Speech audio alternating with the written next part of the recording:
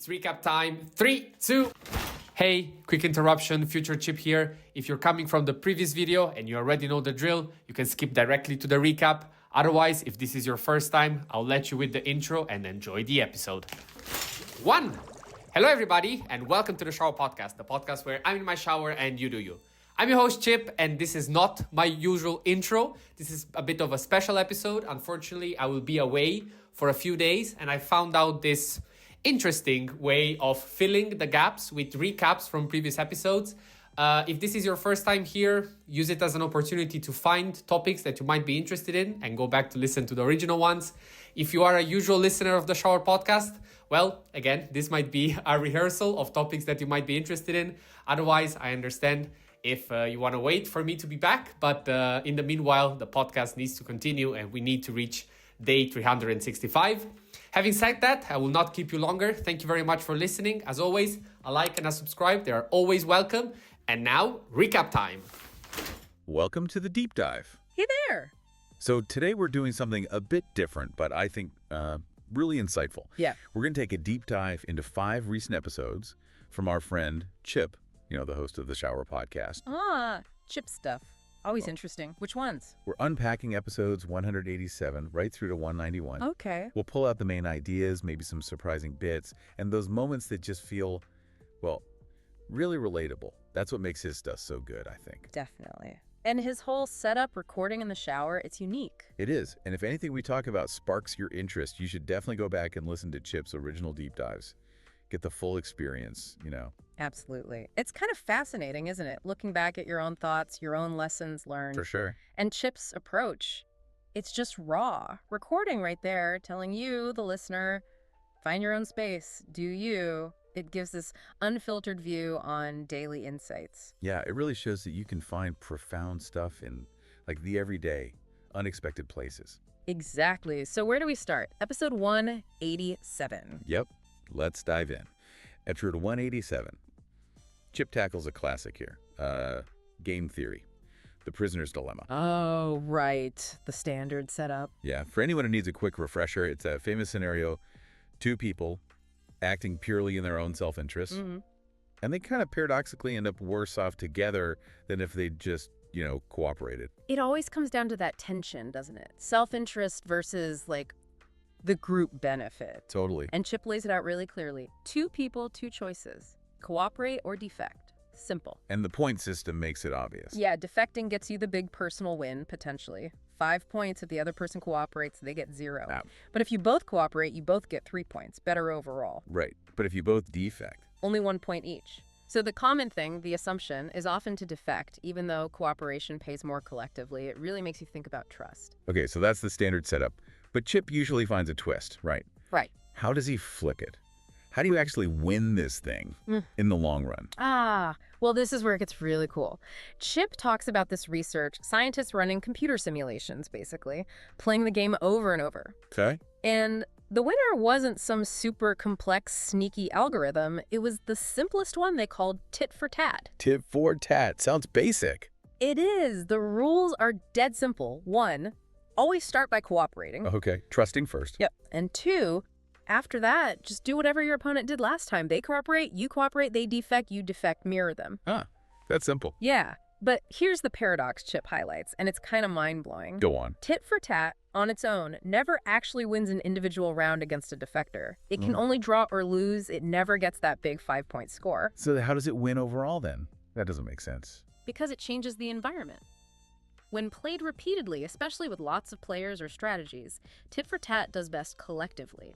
It encourages or maybe forces cooperation over time. I see. So it's not about winning the battle, it's about winning the war. Kind of. Exactly. It fosters this ecosystem where cooperating becomes the better strategy for everyone involved. Chip's point is that real winning isn't always about crushing the other guy. It's about creating a system where everyone benefits more. That's a big shift in thinking. Huge. And Chip connects it brilliantly to the real world. Like how? Well, he mentions patterns in nature, obviously human interactions, but even big stuff like politics. Politics. Yeah, the nuclear arms race. US and Russia. He makes this great point. Imagine if they'd just cooperated from the start. All those trillions spent on bombs, could have been saved or used differently. Wow. Yeah, it's a stark example of mutual defection, isn't it? Leading to a worse outcome for everyone. Right. It shows how our collective win often relies on individuals being willing to, well, lose or draw sometimes, getting the benefit of the doubt, extending trust. So the big life lesson from Chip here is, what? Be nice. Well, maybe a bit more nuanced than just be nice. It's like, to truly succeed in the bigger picture, you sometimes have to accept not winning every single interaction. Okay. By being consistently cooperative, by starting with trust, your win comes from the positive environment you help build. It's about focusing on shared success, not just your own score. That's good. Yeah, that's quite profound for a shower thought. Isn't it? Okay, so from that strategic game theory thinking, Chip then kind of pivots in the next episode, 188. He moves from that big picture strategy to something much more personal, daily. Right, a natural shift. What's the focus in 188? It's about getting stuck. That feeling before you even start something, he calls it the waiting game. Ah, the waiting game. I know this one. Me too. Chip talks about his own struggle, and it's how the transitions between things, not the things themselves, become the real block. That rings so true. His example is the gym, right? He has one literally below his house. Super convenient. Should be easy then. You'd think. But he struggles. Not with the workout. He says he actually likes that part. So what's the problem? It's the getting ready, the transition in the morning, packing the bag, changing. Just the mental shift, that's the hurdle. Oh man, I feel that. Like Yeah. writing a report. The writing's fine once you start, but just sitting down opening the file. Exactly. He compares it to an evening routine he used to have that was easier because there was, quote, no overhead, just grab and go. It really shows how that lead-up friction is the real enemy sometimes. He uses another example too, right? The post office? Yeah, perfect one. Mailing something takes, what, 5-10 minutes? If you're lucky. Right. But the process before, are they open? Is there going to be a huge line? Do I have the right stamps? That uncertainty, that waiting game, creates so much mental drag. It makes you just put it off indefinitely. Totally. And Chip points out this paradox. Sometimes, when the main task gets easier or even enjoyable, our brain just shifts the hard feeling onto the stuff before it. Like it needs something to resist. Kind of feels like it. We get trapped focusing on all the what-ifs of the lead-up. So does he offer a solution to escape the waiting game? Yeah, and it's pretty logical, actually. If the lead-up is the problem, make the lead-up easier. Wow. Link it to something good, like have a favorite breakfast before the gym, or promise yourself a small treat after doing that annoying chore. Build positive associations around the transition itself. Reduce the friction. Makes sense. Yeah. He says, funnily enough, it's a game that doesn't have so many rules, and that's what makes it hard. Huh. Yeah. But he also says it's pretty easy to solve if you look at it from the right perspective. Just got to identify where the real sticking point is. Okay, so we've got strategy with prisoner's dilemma, tackling transitions with the waiting game. Where does Chip go next? Well, building on that idea of overcoming blocks and difficulty, episode 189 goes deeper, maybe a little darker. Oh. He confronts this idea, this sad truth about self-improvement. The sad truth. What is it? That most of the time, self-improvement. But it's going to feel bad. It's going to suck. Or be horrible, as he puts it. That's blunt. Not exactly the usual positive spin. No, it's refreshingly honest, I think.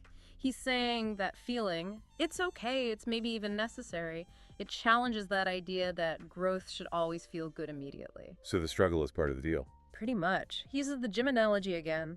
Perfect fit here. Right, the soreness. Exactly. Dom's delayed onset muscle soreness. When you first feel it after a new workout, you think, oof, really, every time. Yeah, is this even worth it? Right.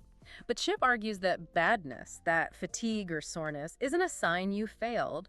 It's a sign you pushed yourself correctly. You stimulated growth. So the discomfort is desirable. In a way, yeah. It's feedback. It tells you you're adapting, getting stronger, whether physically or mentally. Okay, I can see that. And here's the warning he gives. If self-improvement stops feeling hard, if it gets too smooth, that's maybe when you should worry. It could mean you're plateauing, not evolving anymore. The results might stop coming. Interesting.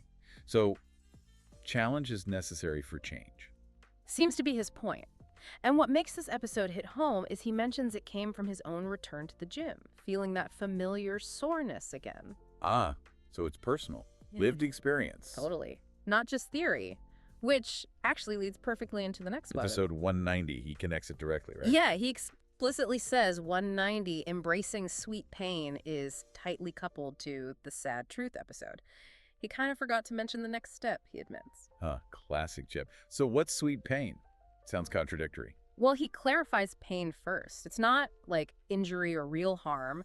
It's the manageable discomfort from deliberate effort. Okay, like muscle fatigue, mental strain from learning. Exactly. The pain that comes with your effort that's there for a reason, he calls it. Gotcha. And how does it become sweet? Through consistency, repetition.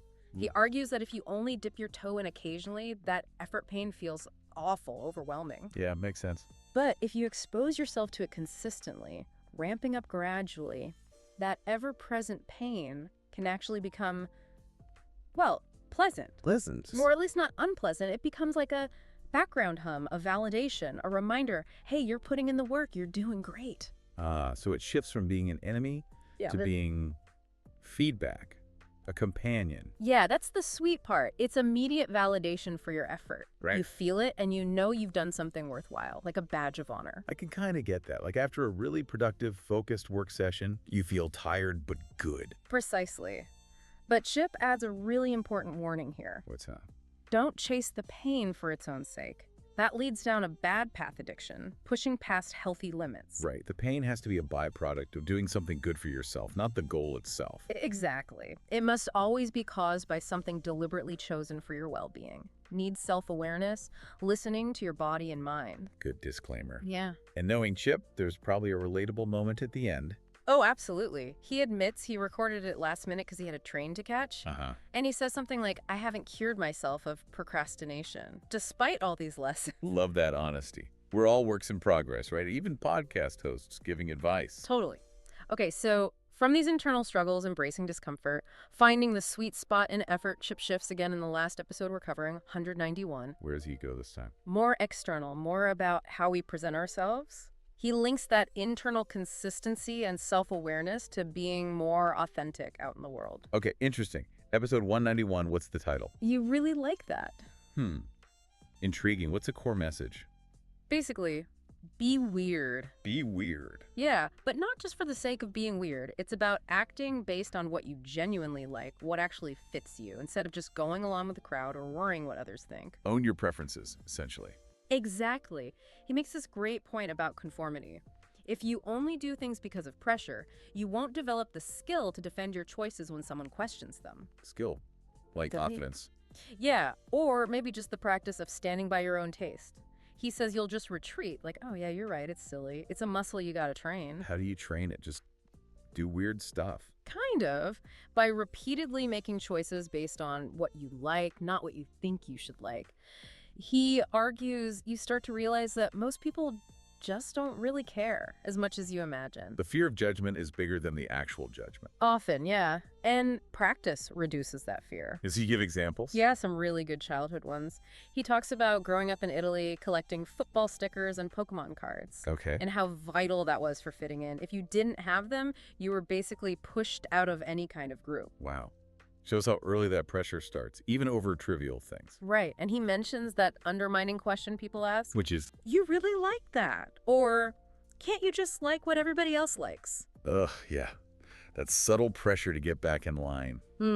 Questions your taste. Exactly. But then he shares his own example, which really lands the point. What do you do? Theater.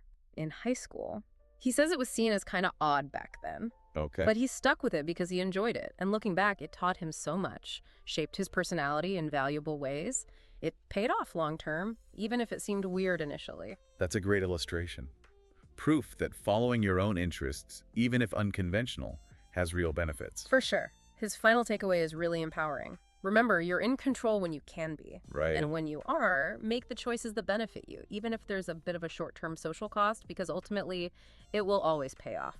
I like that. Own your choices. Yeah. And he even mentions his stream of consciousness style in that episode, which just feels right, you know, like he's just figuring it out with you. Definitely part of the charm. So, wow, that's quite a journey through those 5 episodes. It really is. We went from like strategic cooperation in game theory. Yeah, the prisoner's dilemma and tit for tat. To tackling the friction in our daily routines, that waiting game. Making the lead up easier. Then facing the uncomfortable truth that growth often feels bad, that sad truth.